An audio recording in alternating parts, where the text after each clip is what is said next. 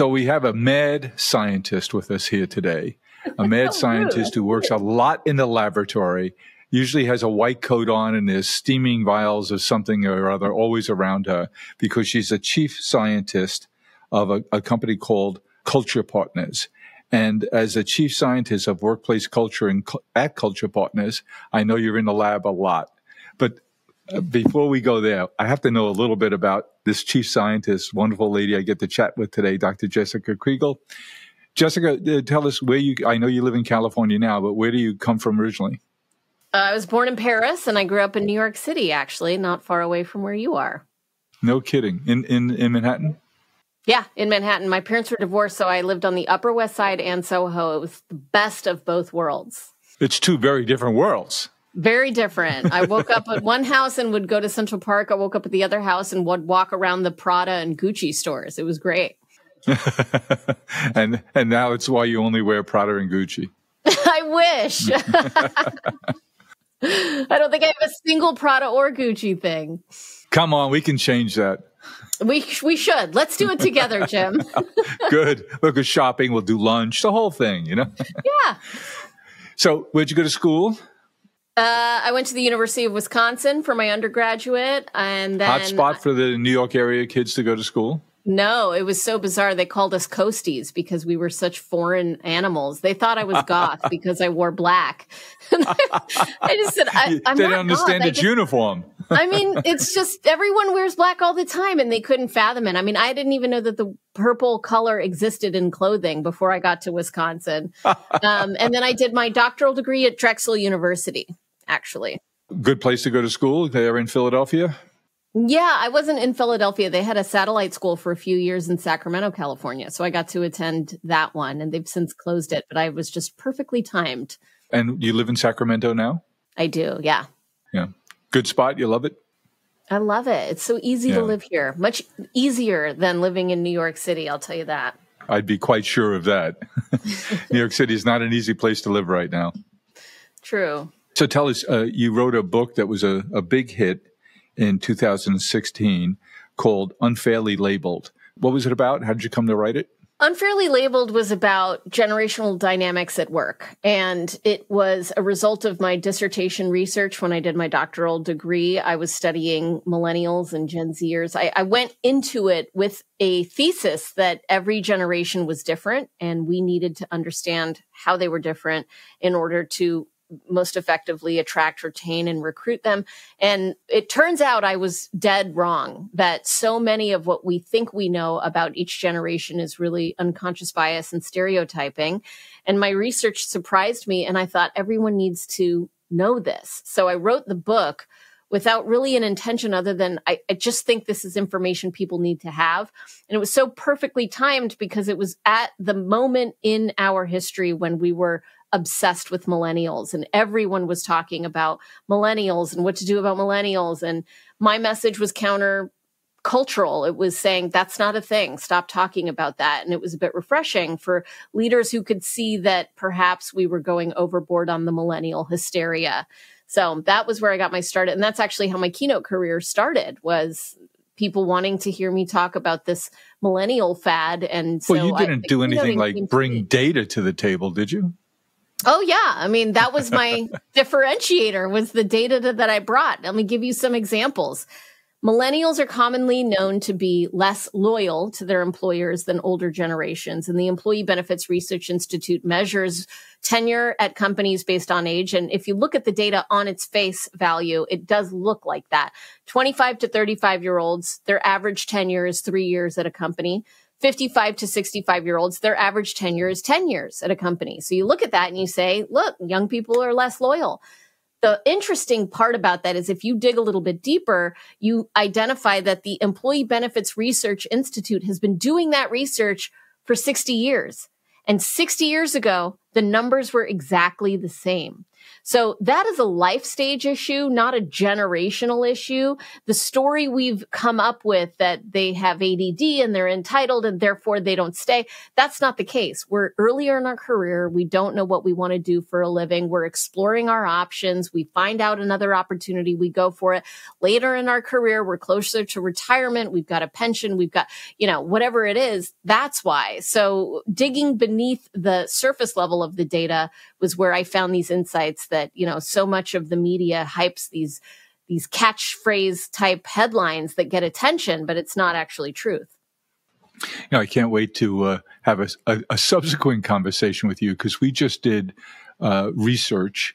We partnered with BCG to research millennials. I had no idea that was your early work, to research millennials and their attitudes about things as they now get set to inherit $13 trillion that's coming to them from the boomer generation, and their attitudes about philanthropy and about careers. It's just digging into the raw data that came in from the research project, and it's fascinating. So can't wait to share that with you when we get all of the data in. But we interviewed a lot of millennials, and we surveyed tens of thousands of them, and the data is just, I think, going to be really revealing. So I can't wait for you to get your arms around that. I can't wait either. That sounds fascinating. But, we did it in partnership with Worth and Worth Media Group and BCG. And it's really important things, because that's the biggest wealth transfer we've ever seen. And it's going to have impacts. And if everyone's going in with those biases that you've unmasked, it's going to have them making decisions on incorrect data. And it's nice to have someone like you who's dug into the data and time-stamped it and life-staged it and really came to the truth. Yeah. Can you give us any sneak peeks into what you've seen in the early stages, or is it too premature? Just this past weekend, I began to look at the raw data that was coming in, and two things that jumped out at me is, one is DEI was the buzzword 3 years ago, and now if you mention it, people are going to throw rocks at you. But millennials still have a much higher propensity to make buying and brand decisions based on those brands' behavior in areas that are important to them, like climate. So everyone says, oh, no, that doesn't matter anymore. It does. And it especially matters to millennials. And the other thing is the importance in their lives of philanthropy, different than the boomer generation. It's much more a part of their everyday lives. They're very conscious of their role in helping organizations and making a difference in organizations. And they don't want to just give money. They want to get involved. Wow. That's great. Well, I can relate. I'm a millennial. That all sounds about right. Good. So after you wrote the book, what happened to you career-wise? I got invited to speak at one conference, one big conference with a lot of the right people in the room. And from there, I guess I did well at that conference because I got so many invitations to speak at large organizations like Lockheed Martin and the Federal Reserve and Toyota. And that it trickled from there. So I leaned into my keynoting career and was asked to join a small tech startup. And things were kind of cooking well until I met Culture Partners, the firm that I work with now. And then life came to an end for you? Come on. Yeah, no, it was like rocket fuel. When the Culture Partners philosophy of thinking about how culture drive results was so well aligned with the way that I thought about things. And it was just the perfect match at the perfect time. And so I've been there now for 2 years, and it's been so, so wonderful. So how do you break out your time? You're still in demand on the speaking circuit, I'm sure, and I've heard. Yeah. And so you can't possibly do all the invites that come your way. How do you decide which ones you're going to do? Which ones would be good for you, for Culture Partners, timing? What kind of filters do you use to make those decisions? It's a very complex equation based on first come, first serve and my custody schedule with my daughter. Uh-huh. If I can do it, then I'll do it. And if you come too late to the party, it is what it is. And so, travel is complicated when you're a single mom, but I have an ex-husband who's very generous with trading days. So we make it work. I'm not necessarily picking and choosing clients. It's just really availability, and whoever says we're interested is who I go and see. How many in-person presentations might you do in a year? like 50-ish, I would say we're averaging 50. one a week, although, yeah. Wow. But what's interesting is, like, this week I don't have any, and then next week I have 3. So you can also see seasonal changes in, the conference circuit, so to speak. I do less in the summer, more in the fall and spring, none in December, so I get breaks. Yeah. That's when they happen. They're clustered. Yeah, totally. Did the topics you're covering now, do they change based on your audience? Or the things that you emphasize one time versus another? No, I mean, I stay pretty true to the culture, partners, bread and butter, what our expertise is, and then talking about research that I'm doing to keep it fresh, right? So we play in the area of driving a culture that gets results and accountability. Those are the 2 things that we are absolutely expert in. And so that's what I would say 90% of my keynotes are. I just did a TEDx, which is how to get people to give a beep. And that is now a new keynote that I've been starting to get asked about more often, because I think leaders are frustrated because they're feeling like their employees don't give a beep, and they're trying to figure out how to crack that code. So things evolve, but slowly in the keynote industry. It's fresh content for anyone who hasn't seen it before. Speaking of fresh, this thought I have to share with you, I'm not going to surprise you, is fresh because yesterday we have a charity that my family started 10 years ago called Smile Farms. I'm the oldest of 5 siblings. We have a middle brother, Kevin, who was born developmentally disabled. He lives in a group home nearby. He's doing well. And the founder of the agency that created the group homes that my brother lives in one of suggested to us 10 years ago that our brother would be doing a lot better if he was able to find work in the community. And that makes sense. And he said, not only would your brother be doing better, but so many of the men and women I have here living in our group homes and our daycare programs, et cetera, all would be doing better if they could find work in the community. But I can't find jobs for them. So he had this idea, and we picked it up. He said, let's get together for dinner. I have this idea I want to share with you. And he said, this is my brother Chris and I. And he said, bring your checkbook, by the way. So that gave birth to Smile Farm. So we bought some property, we built greenhouses, and we created growing environments where we have 36 adults, one of them being our brother Kevin, who work there every day growing flowers and plants and now food stuff, because so many of our restaurant friends are interested in us growing things that they could and will use in their restaurants all the time, but it's hard for them to get it in the quality and the quantities that they need, things like microgreens. So 10 years ago, we started. Fast forward, we have 500 people who work in our different facilities. We have a dozen different campuses, all of which have an agricultural theme, but more and more we're doing other kinds of job training to work in hospitality in particular, because that's where the opportunities come to us from. So we have restaurateurs, famous restaurateurs like New York-based Tom Colicchio, who operates 4 or 5 of the best restaurants in New York City, is very generous about hiring our people. And he has one fellow he says is the world's greatest wine glass polisher. And we have another fellow who just graduated. He's now cooking on the line. So restaurant friends have been very good to us. I bring that back to flowers because at 800 Flowers, we were told that this generation that you're part of and expert on wasn't going to be that interested. They're only interested in themselves. And particularly, we heard that about Generation Z. And I'm here to tell you it's just not true. So we had it's just not true. We had a big golf outing to raise money for Smile Farms yesterday. And we had, I think it was 39 volunteers who took a day off from flowers to be at the event, to sell tickets, to get people around, to do all the volunteer jobs you needed at 2 different locations we ran it at. And they worked from early in the morning till late at night, and they had a blast. And it's great for me because I get to work alongside people and get to know them that might have taken me years to get to know them that well. But you work side by side with someone working hard, and they might only be with us a few months, and I get to spend time with them, know them. When I see them around the office now today, I know them now. And that doesn't happen. But so everyone said it's going to be difficult to do. It's not. They volunteer their time every way, every day. We're overwhelmed. We have to turn away volunteers. We can't handle them all. But it goes to the point that you made earliest with your research about unfairly labeled. These people are giving of themselves and want to make a difference and work very, very hard, not only here at Flowers, but in volunteering with their efforts and all the other charities that we get involved with trying to help out through Smile Farms and through 1-800-Flowers. So when you said fresh, that's very fresh because we're all a little tired today, but it's for really good reasons.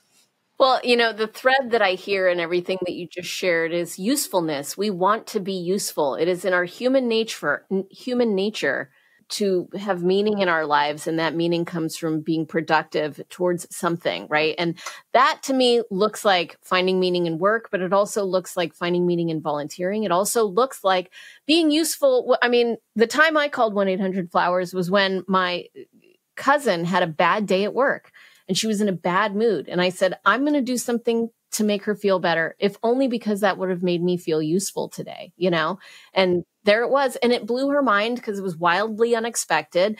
And it made me feel like I was able to show her love in a time when she needed to. So I just think we're all looking for that. We're all looking for a way to create meaning, My brother and I did not anticipate the really positive benefit that creating Smile Farms and growing it now these 10 years would have on our culture and our workplace or on our customers. But I hear it back all the time from people. A week doesn't go by that we don't meet somebody or get introduced to somebody that has a child with a disability that's aging out of the school program and desperate to say, what do I find for them to do? Because whether it's your millennials that you research, Generation Z, any of us, work most of the time, I would say 95% of the time, is about a lot more than a paycheck. Yep. It's why we get up in the morning. It's our meaning. It's social. My brother Kevin loves to go to work because that's where everybody is. When he's not working, he's not as happy. Yeah. Because it's not as social, as stimulating and changing environments that comes from getting up in the morning and going to some place where you're going to be with 35 other adults that you like and respect and want to be with. Well, you brought up DEI earlier and how 3 years ago everyone was on it and now no one wants to go near it. And I just was doing some work with the NIH and they don't call it DEI, they call it DEIA. And the A stands for accessibility. And when you understand that DEI doesn't have to do with just one thing. I mean, now I think people hear DEI and they think affirmative action. There's this, but that's not it. We're talking about something so much bigger. And A is an example of bringing that more broadly. You're making work more accessible, and that's providing meaning in people's lives and it's bearing fruit. So, I mean, I wish more people would de-escalate the drama in that phrase and realize what we're trying to do is create meaning for people. And that's a good thing. I was chatting with the fellow who's the CEO of Fortune magazine. He's just retiring from that position. But he told me that his sense is that all of those activities that got started under the DEI banner are continuing because businesses, small and large, he's mostly dealing with obviously the Fortune 500 kind of businesses, but businesses, small and large, realized that those programs were the right thing to do, regardless of whether or not you're measuring them or being graded on it. And once corporate America puts their arms around an idea, that's when real change happens. And I think those programs are continuing, but we're just not wearing it on sleeve like we used to because the political winds have blown. You're talking about Alan Murray, and I like him a lot. I've spoken with him before. The subtitle of his book, which is all about ESG programs like this, is Searching for the Soul of Business. And when I spoke to him, I said, so did you find it? Did you find the soul of business? And he's like, well, I guess it's debatable. I think there's people who are continuing with those programs that are committed to it because they always believed in it. I do think there's also companies who are dropping it entirely because they were just doing it for performative reasons. And now they've got an out, and that's sad. But I think they're going to find out what happens with their culture when they create an environment that isn't inclusive and doesn't make people feel like they belong. It's going to long-term be bad for business. 2 years ago, you made a career decision to team up with Culture Partners. Tell us about that firm. Where does it come from? What are its roots? Culture Partners was founded by Tom Smith and Roger Connors 35-ish years ago. They wrote a book called The Oz Principle, which was a New York Times bestseller and still is selling off the shelves today. I mean, it's one of those timeless books that doesn't go out of style, that is about creating personal and organizational accountability. And I think this business was built on the back of the success of that book and those concepts. They redefined accountability. When most people think about accountability, they think about who's to blame here? Who's at fault? Who is going to answer for this Whose mistake? neck is it? Yeah. Who can I fire for this mistake? Right. And what they said was that no, accountability is a personal choice to focus on what you can control and take the steps necessary to drive key results. And when you reframe it that way, you realize that you can create your own sense of empowerment by focusing on what you can control and making that choice rather than waiting for someone to grant you responsibility or grant you empowerment, which is this imaginary idea that isn't going to come from anywhere other than from within. So they have impacted every single industry. They've worked with government, with Fortune 10 companies, large and small.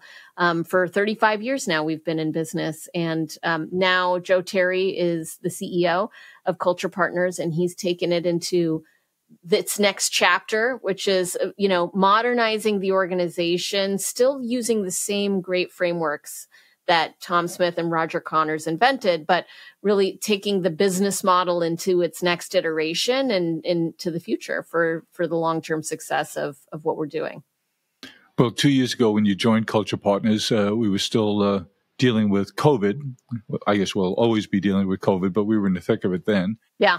How does COVID change our workplaces? And there's so many obvious ways, but how do you think about the impact of COVID, how it impacts Culture Partners and what they teach and what they educate us all on?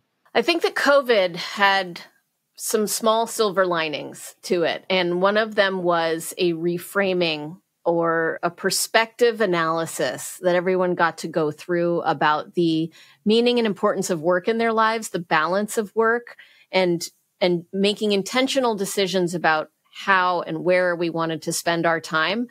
That thoughtfulness changed the course of many people's lives. I mean, I know it changed mine, it changed my boyfriend, it changed so many people that I know made life-changing decisions because of that very traumatic moment in our history.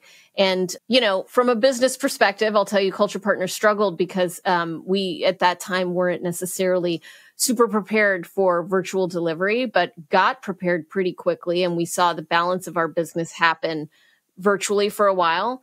We're now noticing everyone is back to being in person, and the virtual requests have gone down. But I think it taught us that culture happens in the one-on-one interactions that we have with each other, and it doesn't need to happen in the four walls of your workplace. So if culture is the way you think and act to get results, which is what we think culture is, the way you think and act to get results, well, I'm thinking and acting when I'm working from home as well as when I'm working in person. I mean, you and I are having an experience right now interacting and building a relationship, and we're on opposite coasts, so it can happen. It takes more intentionality, more thoughtfulness, a little bit more effort, but culture doesn't just disappear because we're virtual. And I think that's one of the things we learned and we're helping our clients figure out too. Well, we would not be having this conversation if it wasn't for COVID. It caused the boom in Zoom. And just attitudinally, you wouldn't think that it would work and that it'd be watchable. Look, CNBC, they had guests because they wanted to have them in studio. And now most of their guests are not in studio. And maybe it didn't change things. Maybe it just accelerated a trend that would have happened. But I think there'll be studies of things that have changed by COVID for a very long time. I think so too. I mean, when I did CNBC, I was doing it from this seat right here in my house, and I still got yelled at by the anchors, and it was very scary. But it was entertaining television, I'm sure. How many people work in Culture Partners? Internally, we have, 50-ish, 55-ish. It's a pretty good size shop. Now, we got to work with a couple of your guys, Joe and Harald, worked with our company back last fall. And I would tell you, I wasn't expecting a great deal from them, but I would tell you, I was very positively impressed by the work they did with our leadership at an offsite that we do every year. And this year, Joe and Harald were there and worked with us, and they made a big impact on our company. In particular on me, leading up to that meeting and the conversations we've had about what they wanted us to do to be prepared to make that day as powerful and impactful as it could be, and in fact was. So I become a believer. That's wonderful. I'm so glad to hear that. And they've done some good work with us. Tell us, is there a nature of a client that you, as a firm, have worked with that you're particularly proud of? Some kind of work that you've done with somebody that comes to mind? One of our biggest verticals, one of the industries that we get a lot of business in is healthcare industry. And that means a lot to me because I think the impact of the work that they're doing, the stress that they're under, the challenges that they're experiencing right now, given the nature of the healthcare system, anything that we can do to help them help people makes me feel really good about what we're doing. And, I believe that the work we're doing does affect health. I mean, I think of times in my past when I've worked in a toxic environment, which I have, and it was not just bad for my mental health, but, the stress creates less opportunity to go for a walk outside. And, I was not as good of a mother because of that. And when you create an environment where people are uplifted, they want to show up at work, they're happy, they're engaging socially with their peers, it just makes everything, the ripple effects in your life are so profound that everything gets easier. And so I like to think that we're making an impact on people's lives, in a similar, if not as direct way as the healthcare industry does. Talk about, you said a toxic environment you worked in. What do you mean? Describe what toxic was to you in that situation. I was working for someone that was unethical and making, decisions that were not only bad for business, but arguably illegal decisions. And I was aware of those decisions and then being gaslit when I was saying we shouldn't be doing that. And I mean, it was very toxic. It was pretty bad as it gets. And, lies, deception, gossip. Gossip is a killer in culture.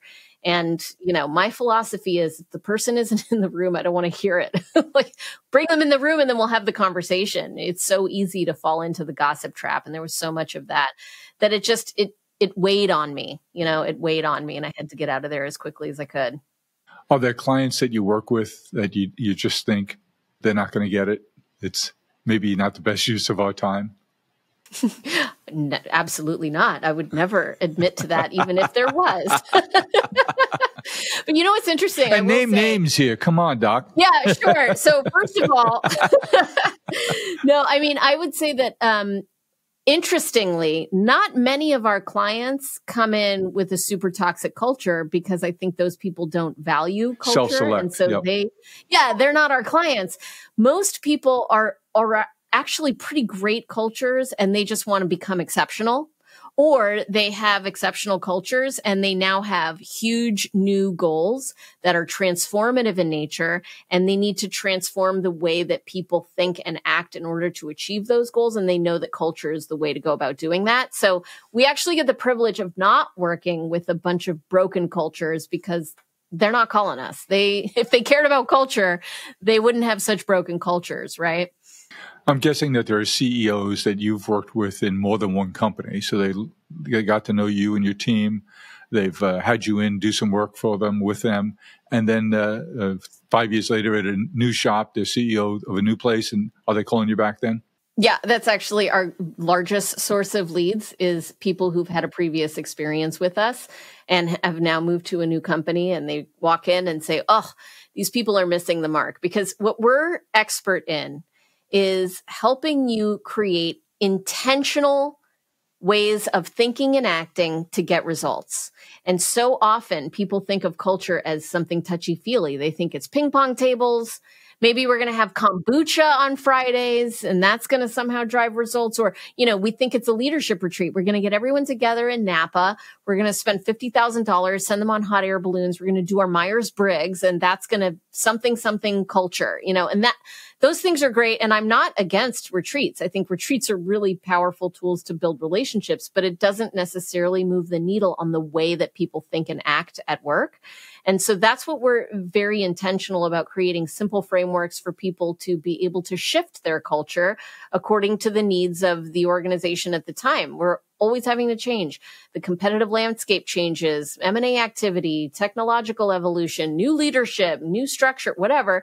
all of that requires new ways of thinking, shifting the ways we think. And if you don't figure out how to shift thinking, then you've got misaligned culture and accidental culture that's going to run you rather than you running it. Excuse me 1 second. Jacqueline, cancel the hot balloon rides. Thank you. They're fun, but I don't know that it's going to help you with driving results.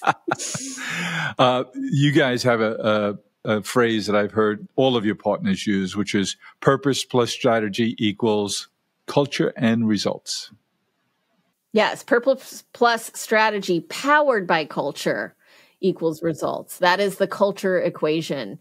Yeah. And that is the key, alignment. In fact, we did research with Stanford last year where we looked at 243 companies, big companies like McDonald's and, large organizations. And we looked at their purpose. We looked at their strategy, at their culture, at their revenue growth. And we looked at companies that were aligned on those things and companies that were not aligned. And I would say most companies today are not aligned, right? Because you've got the purpose, which was written by the founders many years ago. You've got the strategy, which is created in a boardroom with just the executive team. And then you've got culture, which is delegated to HR, and results, which people may or may not be aware of. And that's misalignment. And then there's companies who connect the dots, who say, this is why we exist. This is what we want to achieve. This is how we're going to go about doing it. And this is what we're driving towards. And when you have that alignment, the companies that were aligned actually 4x'd revenue growth over the course of 3 years compared to companies that were misaligned that only had 10% growth. 10% growth is still growth, right? You can have misalignment of your key components of your culture, your purpose, your strategy, and you'll grow. But if you want that really transformative, game-changing, have Fortune write a book about it kind of growth, you need to have that alignment. And so that's what we help clients do. Let me take you off topic for a second, but I think it's related. A friend of mine, a fellow I admire a great deal, is an associate professor at the Yale School of Management. His name is Jeff Sonnenfeld. And he and his team of merry bandits, who are all students of his up in the graduate program there. When the war broke out in Ukraine over 2 years ago now, he did a lot of research, reporting, and calling out companies who said they were going to leave Russia and not do business there because of their behavior. And he did the real research and exposed to the world who really did leave, who faked it and didn't really leave, and who weren't leaving at all. And he tracked over 1,000 Western companies who, at great financial stress and burden, decided the right thing to do was to not do business in Russia and walk away from that. And that had to have a great deal of impact on their team members, their vendors, their stakeholders, when companies would leave so much in assets on the table to do the right thing. How does doing the right thing in situations like that impact a culture? How do you measure it? What cultural elements give that leadership the backbone to make those hard decisions because it's the right thing to do?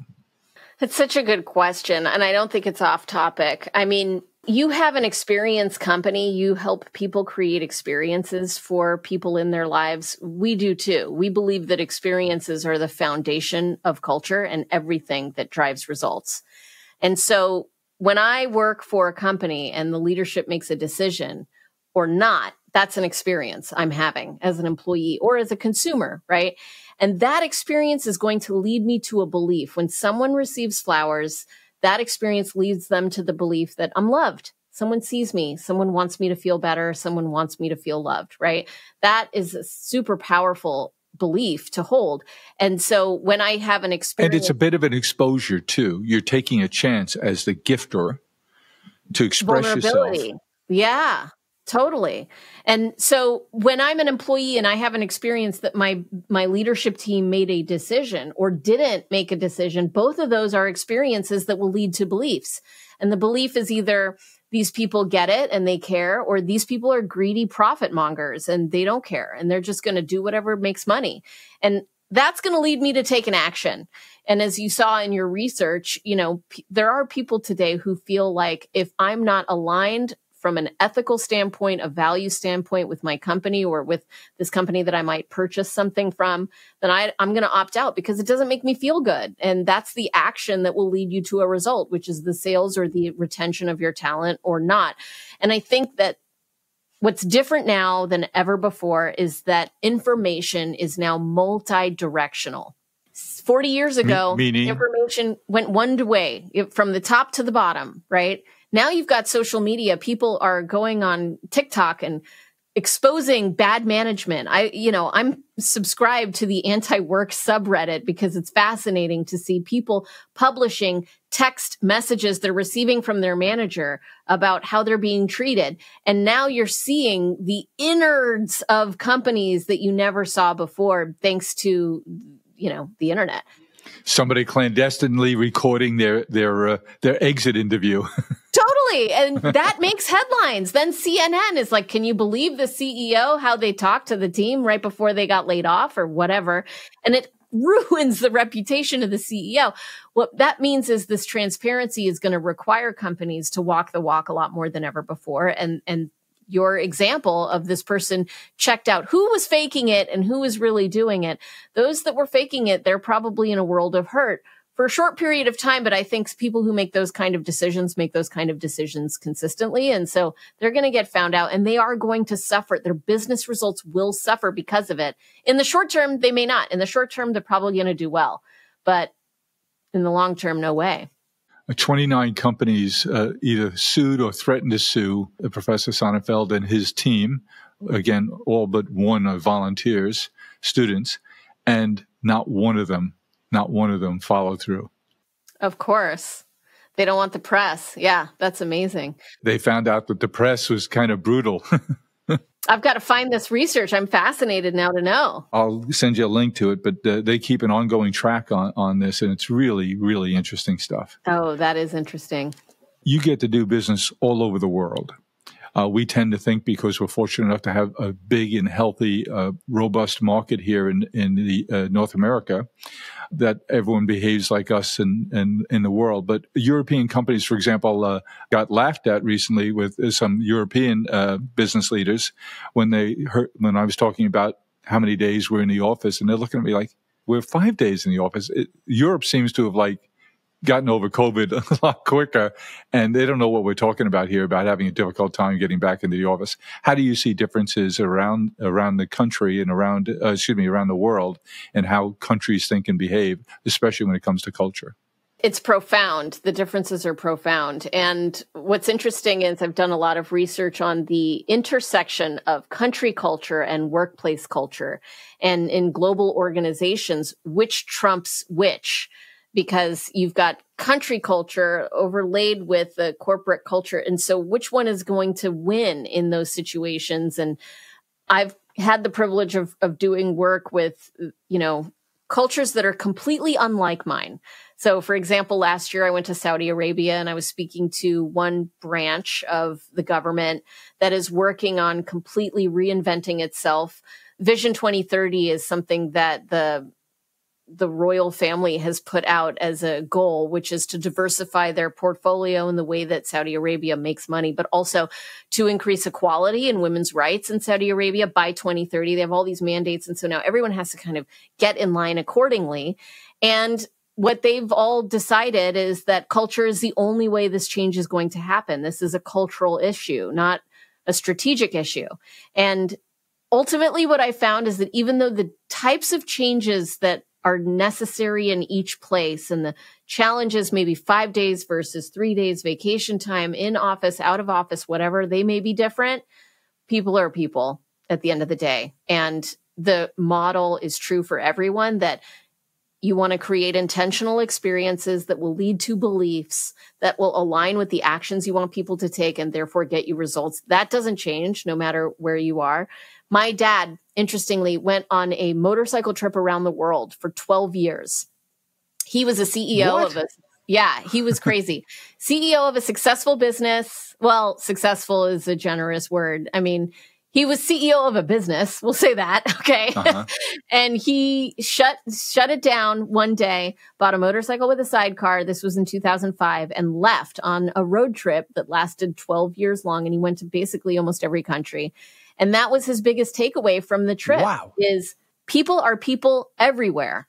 And, you know, there's no bad people or bad countries. There may be bad government. There may be bad border patrol, but at their core, it's all just people trying to do their best. We're all equally the same in our differentness and different in our sameness. So did you go and visit him on different stops around the globe?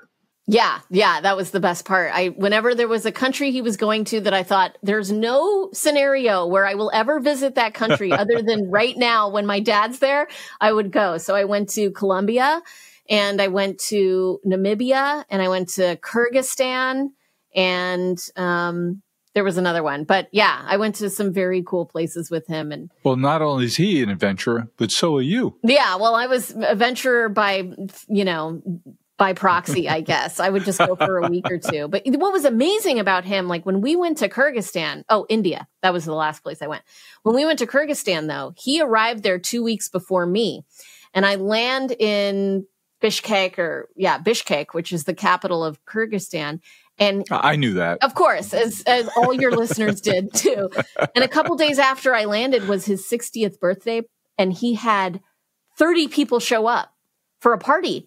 And he had only been in the country for 2 weeks and did not know anyone before he arrived. And they brought presents. And I just looked around. I thought, how do you people know him? They're like, well, we met him at the store. We met him at the gas station. He was walking by. He had this energy about him that was pretty remarkable. So he was able to befriend people everywhere and across languages. You said he had? He had, yeah. He passed away. It's a crazy story, actually. He came back just to visit for 3 months when I got pregnant, because he wanted to be there for the birth of his granddaughter. And so he was there, and he was just the best grandpa ever. And after a couple months, he said, okay, I'm going back on the road. And he flew back to France or Switzerland, where he had left his bike. And when he landed at the airport, he said the first thought he thought when he came off the plane was, what am I doing here? And the thing that he had been searching for, some sort of fulfillment, the hole in his heart that needed to be filled. I don't know what he was searching for on the road, but that thing he had been searching for, he realized was home all along. And he wanted to come and be a grandpa in Sacramento, of all places, a place he had never lived before. So 2 weeks later, he flew back, and he said, I'm done with my trip. I want to be here. I want to be a grandpa. Whatever I was looking for, I found it here. I don't think he could have found it at home without going on that trip first. There's something kind of poetic about that. There's such a moral story there, and life story. When are you going to write the book? I'm trying to make the movie right now. If you know anyone that wants to help me make a movie, please let me know, because I think I have 12 years of footage that's just waiting to get made into the movie of his story. Anyway, but I got to tell you the end of the story. I do have somebody. Okay, great. Thank you. We'll talk about follow up with you. A new friend. He told us that he was going to stay with us, and a week later, he died of a heart attack. Can you believe it? Oh, my goodness. It's like I couldn't have written the ending in a more profound way. So here's the other part of the story. I'm going way off topic, but it's such a good story. Yeah. So I spiraled down because my dad was my everything, and we finally got him back after 12 years on the road. And then he died suddenly. And it was this like, well, thank goodness he was here with us. And it was really healing to know he wanted to be with us. And then he could have been in Mongolia when he had the heart attack, but he was home. And so, that was the story. But I started to spiral downward. I mean, I started to have midlife crisis. I just didn't know what was going on with my life. And things just got worse and worse. And then my husband left me, and everything was going bad. And the morning that my husband left me, I decided I was going to go for a walk. But I hadn't gone on that walk since my dad died, because when my dad was in town, we went on that walk every day. And it was too emotional since he died to go back there. But, so I was like, I'll just go to the gym instead of go to the walk. Well, I get in my car and the car won't start. So I get on the bicycle. And the bike, I get goosebumps here. I know, it's going to get better. I get on the bike, and the bike has a flat. So then I try and get on my husband's bike, and his bike seat is broken. So I can't get out of the house. And so I'm like being forced to go for this walk. And I didn't believe in God. If I did believe in God, I would have thought God is telling you not to go. But because I didn't believe in God, I was just frustrated and like, what's going on with all this stuff? So I go for the walk. And when I was going for these walks with my dad every day, I didn't tell him what my daughter's name was going to be because I didn't want him to not like it. So he made up a name for her, which was Violetta. And he just said, when Violetta gets here, we would talk about parenting every day. So anyway, this day, years later, I go for this walk and I'm calling my best friend. I'm saying, I'm distraught. I can't believe what's going on. My husband just left me. I miss my dad. And he said, what would your dad say? And I said, he wouldn't say anything. He would just do something to let me know that everything is going to be okay. And at that second, I looked down at the ground and there was brand new graffiti there that had never been there before that said Violetta. And I fell to my knees, and that was the moment I became a believer. I started believing in a higher power that second. And I said out loud, I will never question if there's God again.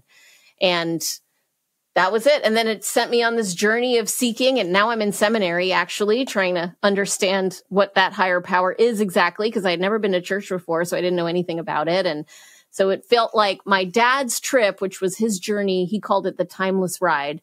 At the end of that journey, he gave me through this sign my own timeless ride, which is my own journey that's not as adventurous and not as much motorcycle, but, profound nevertheless. Well, we have the name of the movie and the name of the book. I know. The Timeless Ride. That's it. We just need someone to, make it. And how's Violetta doing today? Violetta's name is actually Eleanor, and she's turning 7 in a couple days, and she is thriving. And she says she still remembers my dad, even though she was only a couple months old when he passed. She says she remembers him and that he visits her and that she's, he is her favorite grandparent. And so that connection remains strong. And, she had her first swim meet the other day, and I can't tell you what it's like to have a baby this size, and now it's a baby that size, and they're swimming and they're competing. It's so bizarre. How many kids do you have? 3, but more importantly, 7 grandkids. Oh my goodness. Is being a grandparent the best thing ever? It is the best. And we're so lucky because they all live nearby. All 7 grandkids are nearby. And we were together recently on Mother's Day, late afternoon. They all came over to the house. We're busy during the day selling flowers and delivering flowers. But late in the afternoon, they come over for dinner, which is a tradition. And we usually get it catered so that my wife, who's the mother of them all, doesn't have to work on Mother's Day other than when she works in the flower shops. But my son said, no, Dad, I'll barbecue. So we'll come to your house, but I'll do all the barbecuing. So I went with my 15-year-old granddaughter, who's a beautiful girl, my oldest. Her name is Abigail. And I said, I have a picture in my office that I left with that day that's on my counter in my office. It's a picture of me holding her at, let's call it 7 months old, in our backyard. We have, at that time of year, the first couple of weeks of May, the dogwoods are in bloom, the azaleas underneath, the multicolored azaleas. We got purple, we got white, we got real bright pink. It's just a beautiful spot. Every morning I stop on the way down the stairs at the landing. I look out at that spot in those couple of few weeks when it's just absolutely perfect. And I said, I have this picture of you, Abigail, from 15 years ago, and I'd like to replicate it today. Well, we did one with her standing next to me, and the other one I wanted to replicate, and I had her in my arms. Well, not only am I getting weaker, but at 130 pounds, I was encouraging my daughter to take the picture quickly. You got to put the side-by-side up. Have we seen the side-by-side? I haven't done it yet, but we will. But she's a terrific young lady, and those 7 grandkids are great. But listening to the impact your dad, with only a few months overlap, and his memory, and you're talking about him, I'm sure, has had on your granddaughter. That's what we grandparents live for, is to make an impact on our grandkids and to be remembered and to have them think of things that came from our dialogue, our lessons, our example that helped guide them through their lives. So you've touched on so many stories here. The next time we chat, I'd love to hear about your journey of faith and discovery as a result of the experiences. But I want to get my front row seat in the theater for when this movie comes out. Yeah, well, I'll save you a seat. I do have an introduction to make to you, someone I just met who would be perfect for this. But Jessica, Dr. Kriegel, you're fascinating. And I was particularly impressed with how you unpacked for us the difference in millennials and how we think about things and how to think about the impact of COVID and how we should frame it and understand how the changes in our lives. Just because it's different doesn't mean it's bad, and we have to embrace change. I've learned so much from you today. I can't wait till we chat again. And when's your next book out besides The Timeless Ride? Well, we're working on that right now, actually. Joe Terry, CEO of Culture Partners, and I are partnering on the next book, which is all about the culture equation and how to get people to care and how we can really impact lives at work. That is our goal at Culture Partners, is to unleash the power of culture to inspire people and organizations to reach their full potential. And we measure success based on the number of lives we've impacted. So we're trying to impact 5 million lives next year. And if we've done that, then we feel like we've taken the little sliver of the world that we can influence and made it better in some way. And I'm sure you do, and I'm sure you will. I know what the partners at Culture Partners had in mind when they approached you a couple of years ago about joining forces. You must be some terrific addition. You probably impacted them a great deal already in this 2-year time frame, and more so going forward. And when the new book comes out, I'd love to chat with you about that. And I get the sense that whether you like it or not, you're going to become a regular of ours. Good. I can't wait. This has been so much fun. I love your questions, and thank you for everything that you're doing in the world to make people have those special moments that matter, you know? We realized some time ago that we weren't in the flower business, we weren't in the gift food business, whether it's at our Harry and David or Cheryl's Cookies, that we're in the relationship business. And anything we can do, like exposing our community to you and your thinking and the way you approach things, to help them to have more and better relationships in their life. Sometimes it involves a gift purchase, but not always. But as long as we can have that impact and bring great information to them, then we're doing our jobs. That's beautiful. I bet that inspires people to wake up every day and get really excited about driving results. That's the purpose magic. Well, we didn't understand any of that until we met your people back in September. Now we know it all. Oh, good. Well, I'm glad that we could help. Well, thanks for being generous with your time today. You're fascinating and fun, and I think we all learned a lot from you today. So thanks so much. Thanks so much for having me.